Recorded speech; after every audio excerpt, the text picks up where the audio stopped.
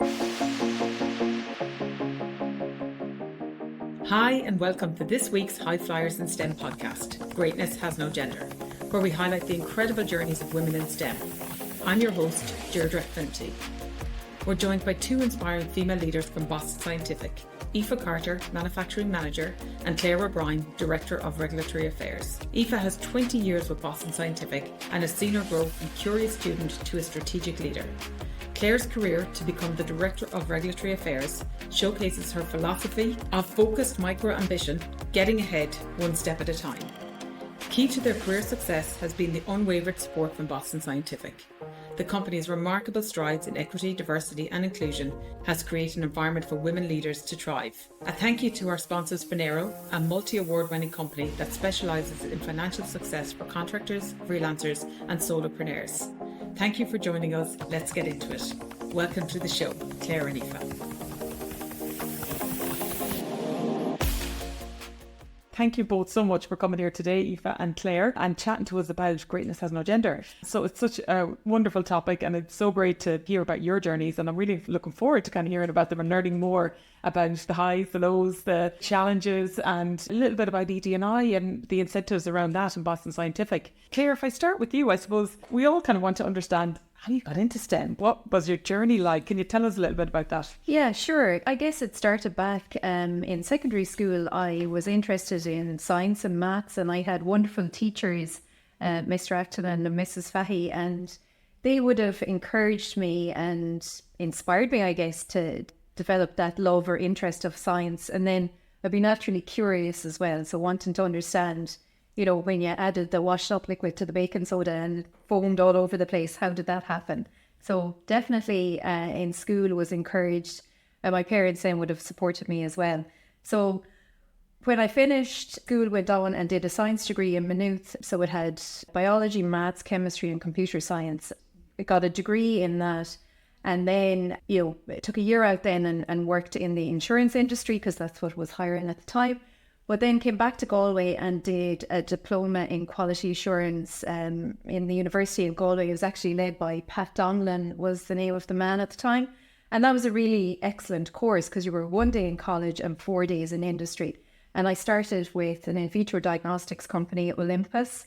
And from there then spent a good few years with them. Eventually then got a job with Boston Scientific working in regulatory affairs.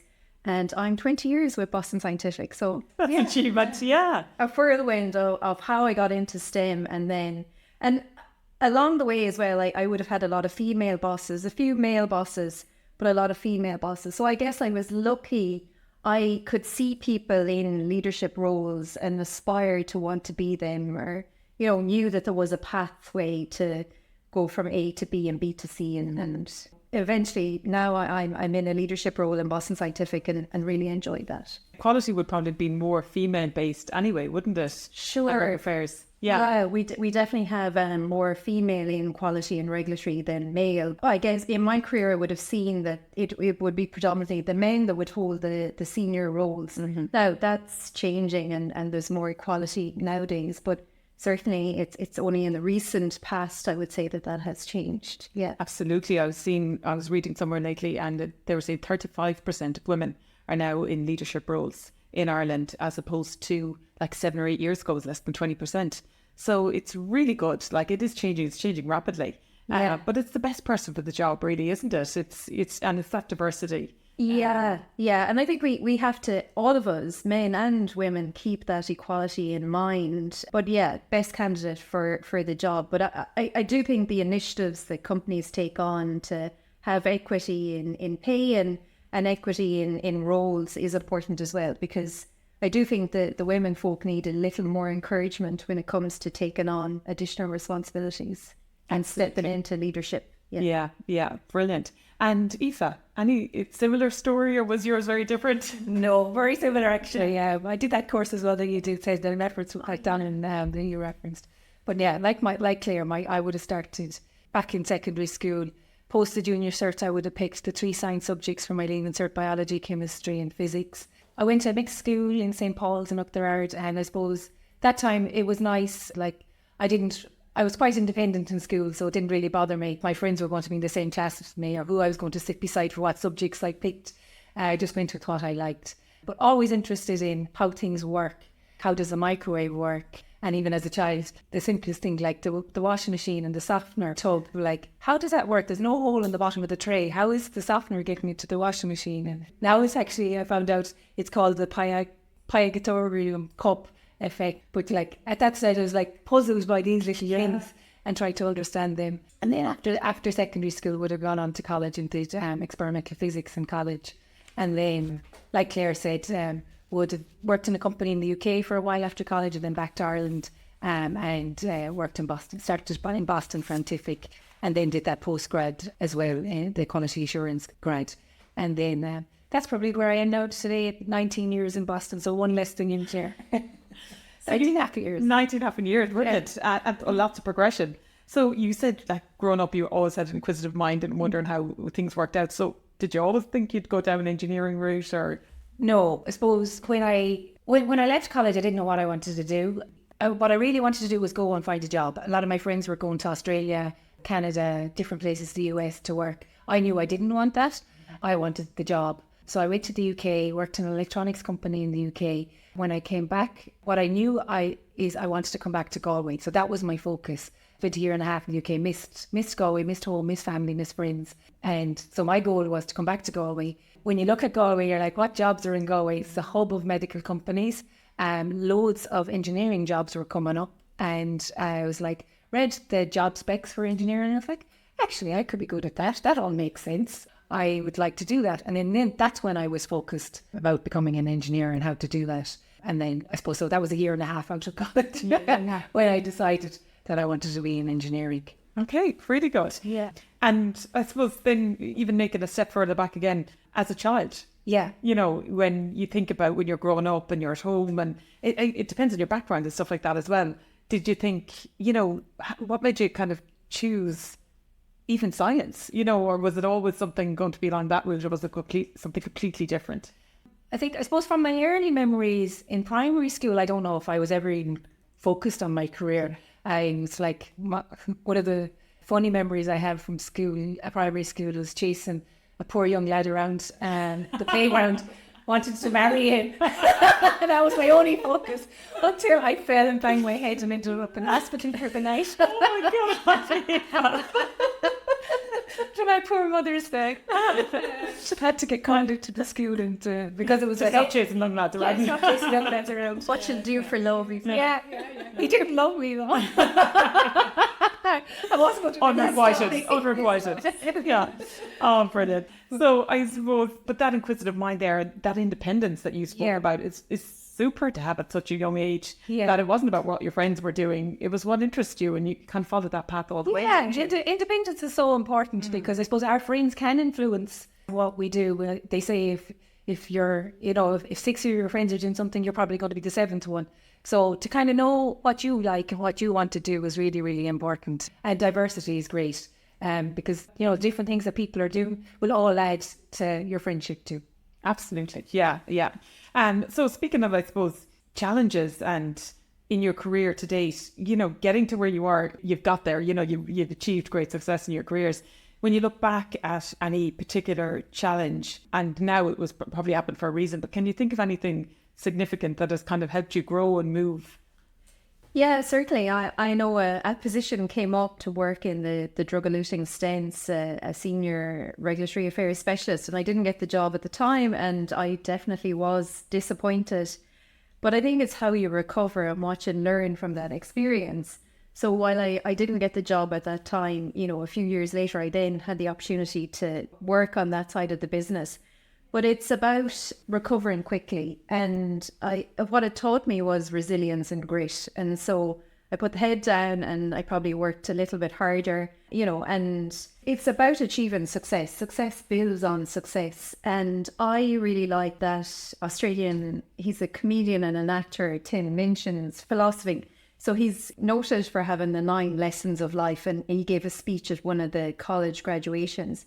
And he talks about, you know, micro ambition. So you build on, you know, I never had a grand master plan that I wanted to be a director in regulatory affairs.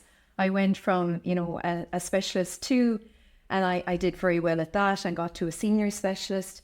Then I had an opportunity to become a manager. I was a manager 1, then I went to senior manager, and then the opportunity came to become director. And it was through micro ambition and being the best I could at each of the roles, looking for the opportunities. So I really like that philosophy. It's certainly served me well. I know there are others that have goals of 3 years and 5 years, and I'll be in X position or Y position, and that works for them. But having stepping stones really worked for me. So that detailed career path really worked for you, that you could see the next step every single time. Yes. But when I was a senior specialist to go into management, like I was just laser focused on becoming a manager. I wasn't focused on, well, in 5 years' time now or 10 years' time, I'll be the director. I took it a step at a time and a success at a time. Yeah. And I suppose learning your gaps are probably even more important at that stage. What do I need? I've achieved so much. What are the gaps to the next stage? Absolutely, Deirdre. And for taking on management or leadership roles, you have to become very self-aware. So Boston Scientific have been brilliant and offer great courses and great learning to figure out what are your values, who you are, what makes you up, what's your internal rule book. And what I mean by that is like, what are your values? So when you figure that out, then you'll know like what you enjoy the most, what you enjoy day to day in work, and what are your strengths. So that's really important as you step into the management roles, understanding that. And both of your values must really align to Boston Scientific to be 19 and 20 years with the business. When you talk about your values and the core values that you guys have, they obviously align with the business values as well. Would you agree with that? Oh yeah, definitely. I think like people and culture is really, really important in Boston Scientific. And I remember we did a Winning Together Day, I think in the Radisson a few years ago, probably maybe about 5 years ago. And we were all put at different tables and different functions as well, and a different variety of people at the table. And one of the things, the questions that came up was, why do you work in Boston Scientific? Or mine have been specifically that, but that was the theme. We had to put down and write up our answers. And I was thinking, everybody's going to say it's money. That's why you're there. But and I didn't write that down myself either. Because when I was thinking about it, I was like, it's the people, it's the friendships you've made, it's the culture in relation to work. And I put that down for myself.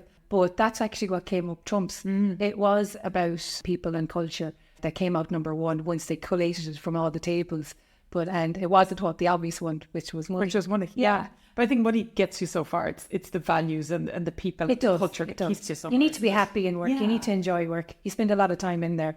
And if it's not ticking your boat and making you happy, then it's a huge part of your life. And as you said, Claire, that development, that the opportunities are clearly there for everyone in the business if you want it. And being self-aware of what you need to do to kind of get to the next level. Yeah. Do you think luck exists when it comes to your career, like being in the right place at the right time? I do think luck does come into effect. And for my career, my development in Boston, it hasn't always been lucky, but there has been opportunities where I've been in the right place at the right time. Especially, I think, when I became a manager in Boston, I think I was probably placed in the right place at the right time.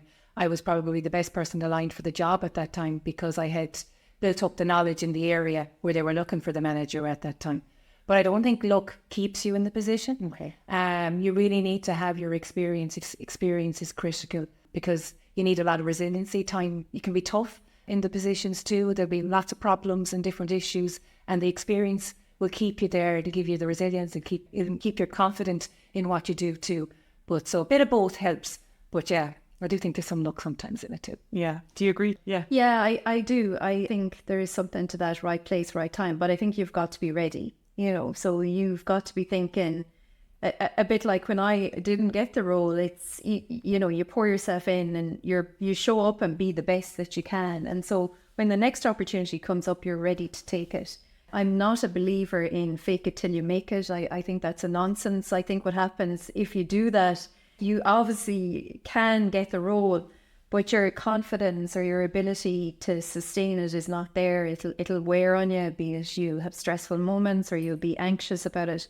So I think it's way more important that you build up your knowledge and your depth of knowledge and your technical experience, and different projects and opportunities that you will have, that stands to you then when you take on the next role. I'm not saying you have to have every box ticked. I think that's sometimes women, we want to be 100%, have 100% of the job role done.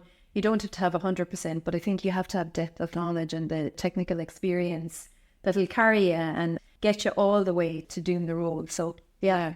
Well, that leads kind of perfectly into my next question, because I was just thinking about, like, have you ever doubted yourself then in a role? Like, have you gone for a role where you're like, and maybe it was the first time when you didn't get it, and there was a gap there, but you went for it anyway? Or have you doubted or thought yourself you should have gone for a role maybe another time?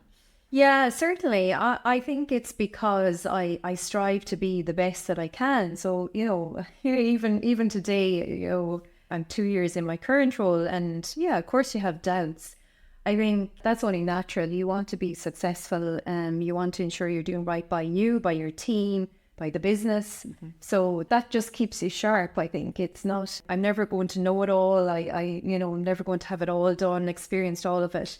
So yeah, that's natural. But I think to help with that, then you have mentors, or you have sponsors that'll help you, or colleagues that you can discuss with and get you over the line to say, no, you're doing good. And certainly when I took on the director role as well, I very much felt the support of all my female colleagues. It had been a long time since we had a female director. We have 4 directors in regulatory in my department, and they were all men. So when the job came up, I was stepping into a position where my peers were going to be male. So I very much was championed by the females in my group, and that definitely sustained me. And I have to say my male colleagues as well were very supportive and, coached me prior to interview. And that was really, I definitely felt that support and that openness as well, that they were open to having now a female in their inner circle, because they hadn't had one for a few years. Oh, welcoming. Yeah. So they were very open-minded and encouraging. I doubt you've ever doubted yourself, Aoife, have you? Oh, never. Of course I am. Yeah, and you've been probably more male-dominated environment than either of us, in our careers. At the start, I probably was kind of slow enough to get promoted at the start of my career. So I would have built up a good experience in my job. And before I got that promotion, I was well able for it. My first time I probably doubted myself was when I became a manager. It was just such a different role. You've got directors looking at you, you have your whole team, you are managing a big team of 50 people looking at you to have all the answers and say, do I have the answers? Do I know what I'm doing? Those questions would go through your head. But, did EQ tests, my self-regard probably was a little bit lower at that time, and then you get coached as well. Coaching is brilliant to ask you those questions. Why do you think you're like that? Why are you being too hard on yourself? And I focus on the things I didn't do rather than the things I was doing. If I had a list of 10 things to do, if there's one thing I didn't do, that's what would annoy me instead of the 9 things that I did right. Yeah. And when I understood that, then the power, the confidence that would come back to you going, actually, I didn't do a bad job. Be easier on yourself. And then the self-regard comes, and then believing in yourself a bit more. Yeah. And I think you, as Claire, you mentioned it as well, and you felt that, you 50 people on your team. Like, their diversity of thought, their knowledge. Yeah. You can lean on that as well. Of course you can. Yeah. You don't have to have all the answers. Yes. And it's important for them to be heard in your team as well. Exactly. As leaders, that's your job with them too. That's just great. Talk to me about the effect of kind of being a mom in the workforce. This ever-changing, and we're ever learning in that job as well. Has it been significant in your job? Have you felt like, I suppose, it's helped, or probably has?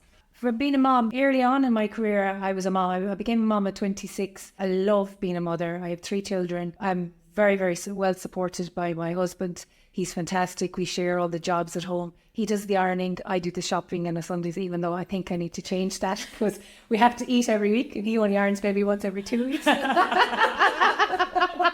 Don't look at my shirt if it's creased now. But no, I think it's really, really important. And I've got great family support as well. My parents looked after my children for me. They would bring them to school and collect them from school and do the homework as well in the evening. So I'm spoilt by the support I have. But being a mom as a female leader as well is important because for both men and women that report into you, when you know and realise the difficulties of having a newborn baby, somebody coming in off a sleepless night, they've had 2 hours and they might have to have a big presentation, and understanding that side of it too is important, and to be supportive of that. And it's difficult as well for both men and women, you know, with new kids or with difficulties or sick kids and stuff, because there's a lot going on outside of home as well, and you have to come into work and put on the work face for that as well. So it's family issues more than mom issues, isn't it? It's just being able to appreciate, as I said, what's going on behind the scenes. Exactly. Yeah. And similar to her kind of similar. hence you as well. I would say it probably made me more driven or more career driven having the kids. So when the kids were quite young, I embarked on a master's in medical technology and regulatory affairs. And that for me was a total confidence builder. So my husband, who's a wonderful partner, he would have stepped in then and, you know, minded the kids at the weekend when I had assignments to do. And so great support from him. And similar to Aoife, I have a fantastic mother. She lives across the road from me and she helps me out with the children. So you do have to put in that support network. I think the government have done well bringing in new policies around parental leave. You know, and like you said, Deirdre, it's family. It shouldn't be just the woman. I know in the past that was the case. But I think, you know, it's wonderful to hear the men that want to be involved and more involved and will take that time off. And I think I was only saying to some of the junior people on my team that if and when they do have the kiddos, that, you know, make sure that the man takes time off or the partner takes time off with them.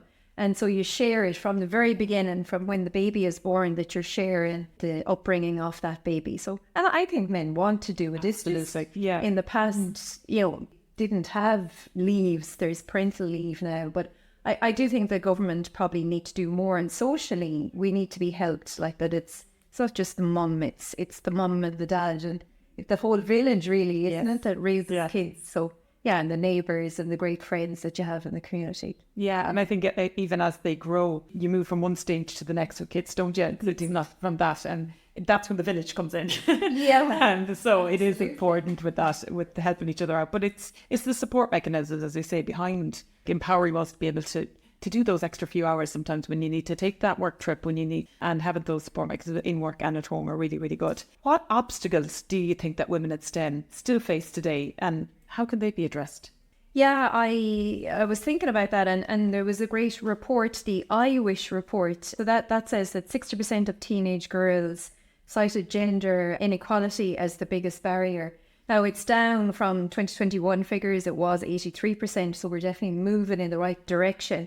But it's that old adage of, you know, boys are better at maths or boys are better at engineering. And I think as mothers and teachers, you know, we need to be mindful of that. And if we do have biases, that we're not passing that on. And, you know, we spoke earlier about how important maths and science are, and to have that footing or grounding from an early stage, because it will serve you well if you do want to have a career in STEM, is having maths. Yeah, so I think that is the barrier. It's that bias nearly, isn't it? Yeah. Talk to it, and we think about that influence in the voice in our head. So I think that's everywhere, isn't it? And we need to talk more about that, and, you know, encourage. So there's so many different careers now than even 20 years ago or 30 years ago. Yeah, and I know in that report as well, they talked about the availability of STEM subjects in boys' schools is at 91% versus 68% in girls' schools. So there you see a difference there as well of what's offered to the girl only. And Ireland has the highest rate of girl only schools compared to everywhere else in Europe.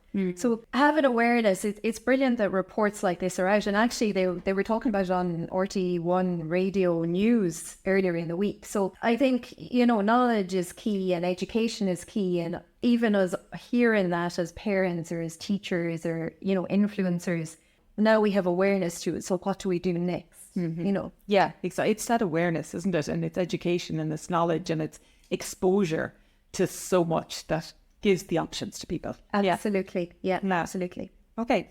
Aoife, I guess when we talk about ED&I and clever initiatives and bringing kind of diversity and equity and inclusion into the workplace, what impact have you seen in Boston Scientific, I guess, over the last few years? Or is there anything exciting Oh, there is definitely. I think Boston over the last few years have really initiated some great ERGs in Boston, and they do have a diversity ERG as well, which is really, really important. Personally, I've been on, some really good courses. A recent one there, this time actually last year, was a managerial course.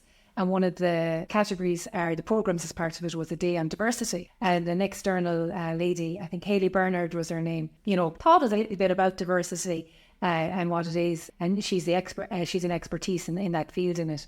But like one of the questions was what's the difference between equality and equity? I didn't know the answer before I did that course, but very, very simple thing. She showed up a picture of 3 people trying to look over a fence to watch a match. One person was tall, one person not so tall, and then there was a shorter person. So the 2 shorter people couldn't see, but the taller person had an advantage. Equality is giving them all the same box, which allowed the person in the middle, which could barely see over, to see over, but the shorter person still couldn't.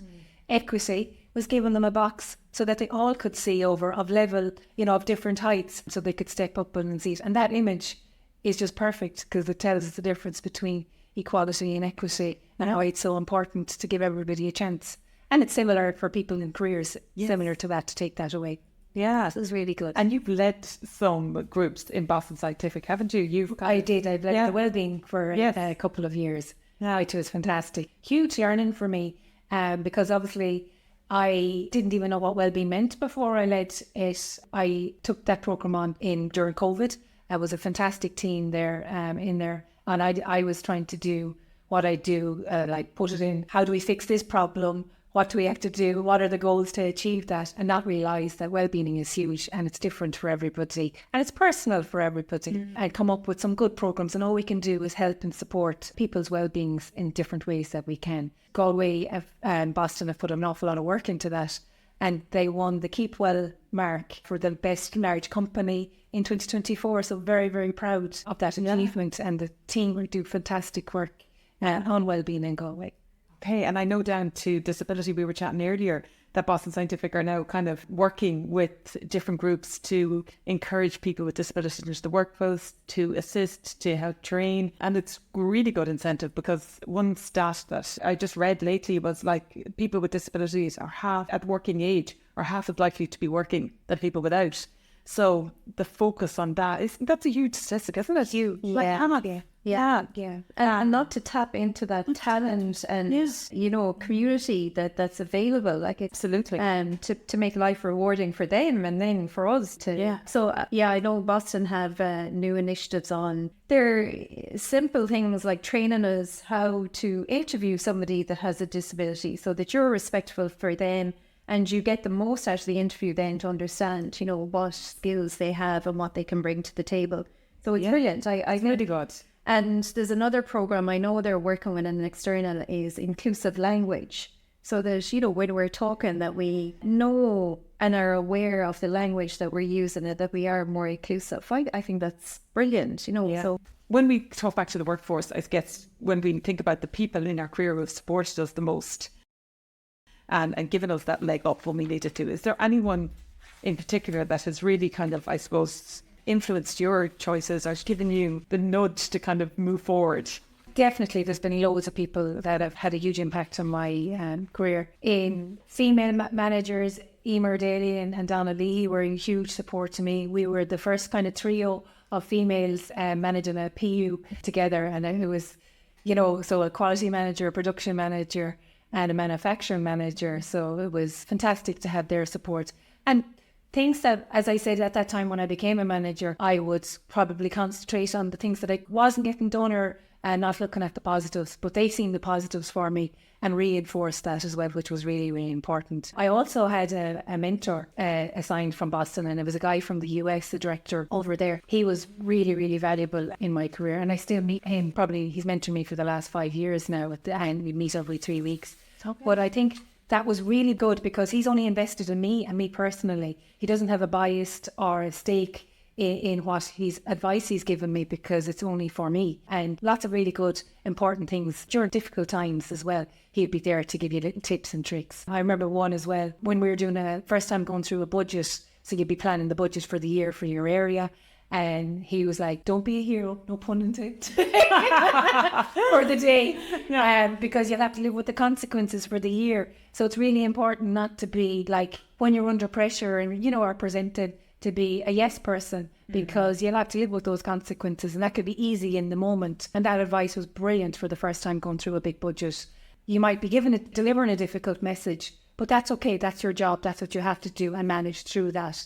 So examples like that with mentors were really, really good, because again, they're external and not involved exactly what you're doing. So they're giving you good, neutral information that you need. And another good thing as well, he had said to me, was as a manager, when you're in different areas, hire really, really strong, good people, because you are a team. And the stronger you are as a team, it's really, really important. And I took that advice as well. When you're interviewing and taking on people, it's really, really important that you get really, really strong people as well working on your team. Yeah. And that mentorship, was that something you looked for, or something that is... It was offered to me. Yeah, it was offered to me as just the recommendations. And I would highly recommend, if anybody has opportunities, if it's not offered to you and you respect somebody or admire somebody, reach out to them and ask them, could they guide you and coach you as a mentor? Because it can really, really be helpful. Yeah, exactly. And sometimes you just need someone to bounce off, don't you? Completely. Yeah. Completely. Because sometimes what's going on in your own head mightn't be true at all, and you just need somebody to help you. Those conversations, they can be wild. They can be. Yeah. And have you had a similar, do you mentor or?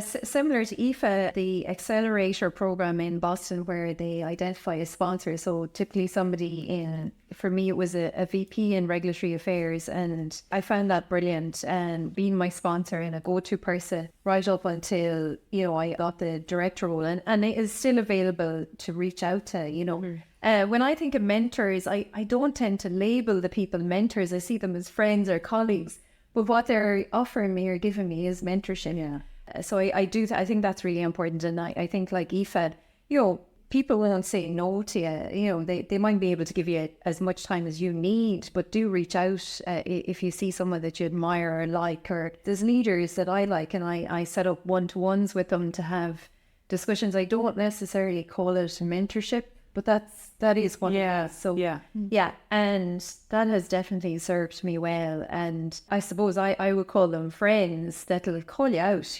Call out your nonsense, call out and say, I wouldn't say that now, or so they'll guide you. And you need that as well, because as you are the manager or the leader of the team, they're not going to call you out. It's just not the way it works, really. Sometimes you'll have brave soldiers on your team that'll tell you the way they see it, but not always. You tend to be get more yes people, I think, and that's probably a watch out. Yeah. And you need those people that'll give it to you. Honestly. And some days it'll just flow with you, and other days you need someone to nearly bounce off to help you do that, don't you? Yes. Yeah, absolutely. So as a leader then in STEM, like, what leadership qualities do you believe have been important to you both? I have 4. Okay. I think trust is huge for me. I think if you've been given trust, that brings on huge amount of confidence and empowers you, because and you're in a safe environment as well. You can take risks, but as well as that, for your team, if you trust your team, that's huge. You're not micromanaging. They can develop, their skills will come on because they feel trusted. It's such an important thing for me, I think, in leadership. It's the first thing I'd look at in a team is trust. Then hard work, I think, is another one. Hard work ethic is really, really important. Claire, you've worked really, really hard as well all through your career. It gets you where you need to get to. You can't go anywhere without hard work. Laziness is toxic on a team, because other people will have to pick up what somebody else isn't doing. So you really need to be fair and, work equally. So hard work is a huge one for me. Solution focused as well. There's going to be problems. It's not always going to be easy. It's a bit like a roller coaster. And if you're solution focused, you'll get the right answers. You'll get there in the end. And you're working with positive people too, which is infectious. You'll get there. And then number 4, which is probably the most important, is a bit of fun and a bit of crack. Scale your crack. Have fun while being your best. It's one of ours too. Exactly. Yeah. You need to enjoy it as well. Yeah, I think that's really important. Yeah. So they're clearly your core values as well as your leadership values. Yeah. And they come across all the time with, like, even just having our few conversations that we've had, they really come across. There's nothing but authenticity in what you've spoken about there. Because when you talk about trust and hard working and have a bit of fun, they use out of you. So it's really good because you come across so authentic with it. And Claire, would you have similar values? Yeah, I guess coming from regulatory affairs, my first one is collaborative style. So, being collaborative. In the regulatory affairs department, we work with all the different functions, and it's about teaming up with them, and then we produce the technical documentation that then sent to the external regulators. So I think that brings out the best. You get the best of the best, and you're building up your team and you're developing them as well with that collaborative style. So that'd be my first one. I think empathy is huge. I think putting yourself in the other person's shoes and seeing what it's like from their point of view is really important as a leader. So that's my second one.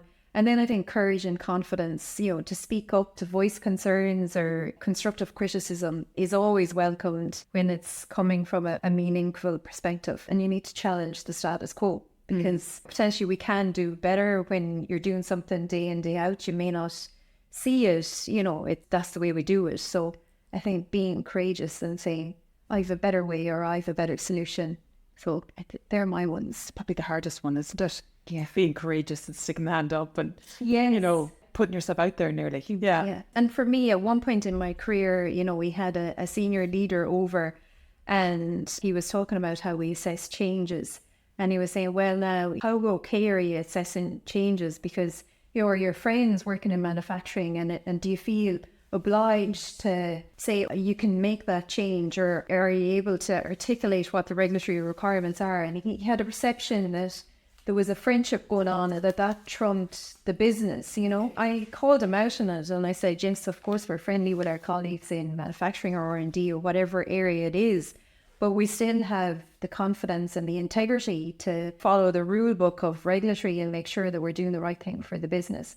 And it was probably one of those moments in my career where, I was a specialist at the time, and saying that to the VP. So, yeah, and I got great feedback from the team that they were like, thank you for saying that, because you stood up for us and you articulated how we show up every day at work, because he was coming from the US, so wouldn't have seen us every single day and how we operated and performed. So yeah, that can be a challenge, can't it? And this, something when you move from being like a colleague to a manager. And I think you spoke about the biggest change for your career was when you went from specialist into manager role, and that is probably one of the biggest challenges.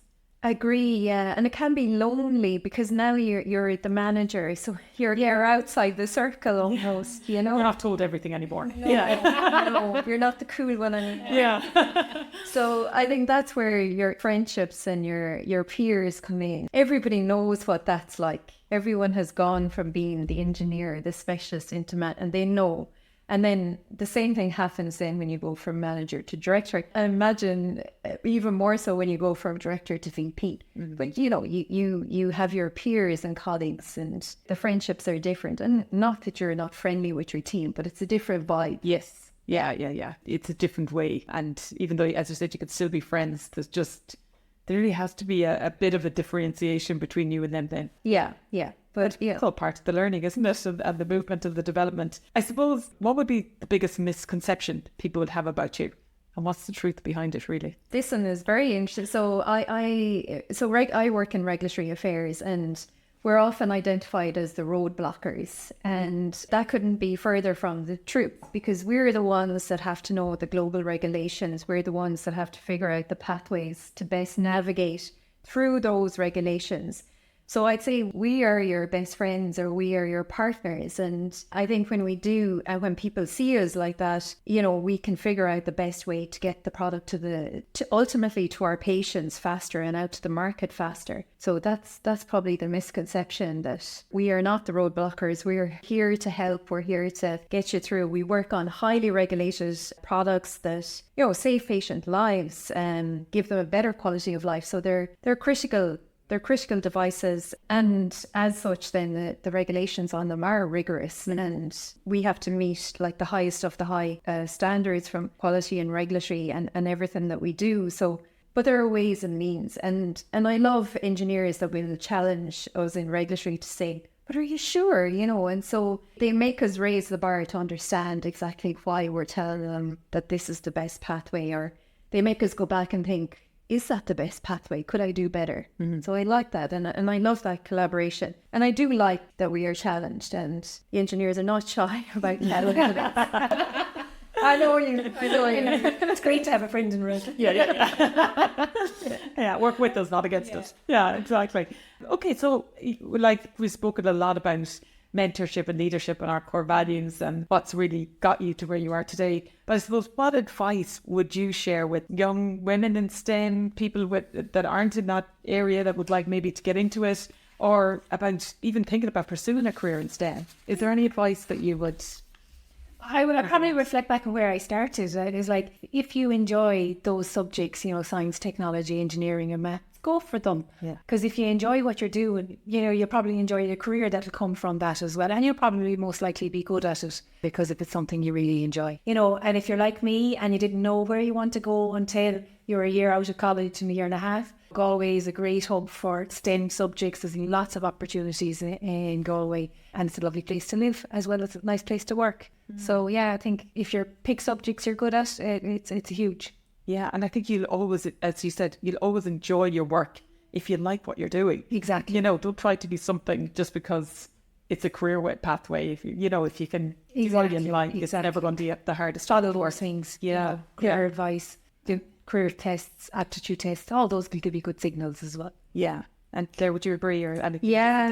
Absolutely. I'd agree with Aoife. I'd say go for it. It's a very rewarding career. I mentioned that we work on life-saving devices. Like, the company do patient stories, and to hear the impact that our devices have on people's lives is pretty amazing. Galway, in Ireland, I guess we are a medtech hub. There's over 300 medtech companies employing 32,000 people. And 9 of the top 10 manufacturing companies are based here. So there is plenty of opportunity. For me, it offered the opportunity to travel. I relocated to Paris for 6 months. It was absolutely amazing. I now work with a sister site in Penang in Malaysia, so I get to travel there. Now, there is work, small bit of play, but there is work. But you get different cultures. I think it opens up your mind, it opens up your thinking, and getting to meet people from these countries is fascinating. So there's travel. You can go on and do further education. The company are very supportive of that. I'll put a plug in for Boston Scientific. I think they are the best in Galway, so I would definitely plug them. Very, very rewarding. And then I guess if I was a young person, I'll put another plug in. My daughter is in school in St. Jarlath's in Tuam. She just started this year. And they run a fantastic program where on a Thursday evening for an hour and a half, they have a science club. So it's supported by an external charity called Teen Turn. And I was looking them up, and it is really, it's a voluntary group, and they're promoting and advertising STEM. So girls to work in STEM. So I think it's brilliant. I think the school is very progressive to think like that, and it's brilliant to think that there's teachers out there willing to open it up. And I know with Jarlath's, they just took girls in the last couple of years, so it's brilliant to see how they're offering opportunities like that. So if that's you, and I think once when you have an interest in something, and the next thing you see it on your socials showing up, or you see in the newspaper something about STEM, and you start reading that. So keep your eyes and ears open, and it'll flow into you. So I think that's probably good as well. And I know another Boston plug, because you go to schools as individuals. I would have recently, in the last 6 months, I nominated our local school that my kids go to be on that STEM program. So it was great to be part of it. So they do for 3rd, 4th, 5th and 6th class. They spend a couple of hours a day with them. They pick some engineers and managers and females and males as well to talk about their STEM careers to the kids in the school. The kids love it. They show them what are the products we make, and ask anybody, has they experienced anybody in their family with STEMs, and different things, so the kids can interact. They teach them what STEM stands for. So primary schools is the right place to be doing it as well, to show that there's loads of opportunities, and it's actually a really, really well run program. I know Eamon Doyle in Boston runs that with a huge team, and they were excellent, because I actually got to see it firsthand. I didn't get to see my own kids because they were too young in the school, but it was a brilliant opportunity. And they hit, I don't know, Mayo schools as well as Galway schools. Yeah, and I think that's fantastic, because when we go back to talking about greatness has no gender, it's exposure, it's talking, it's inclusion, and that's really what it is. But I really enjoyed our chat. I hope you did too. Thank you for bringing so much to the table, and I think we've spoken a lot about your journey, ED&I, and the benefits of working for Boston Scientific. Thank you both so much for being here today. Thank you very much. Yeah, thank you, Deirdre. Thank you for tuning in to the first episode of Greatness Has No Gender podcast with Boston Scientific. Join us next week as we sit down with Vivian McNulty and Honora Egan from Hollister Incorporated. I also want to take this opportunity to thank our sponsors, Nera, one more time. If you enjoyed today's episode, be sure to like and subscribe on Spotify, Apple Podcasts and YouTube. Your support helps us amplify these powerful stories and encourages more women and young girls to pursue their passion in STEM. Until then, don't be afraid of being courageous, taking the initiative and putting yourself out there.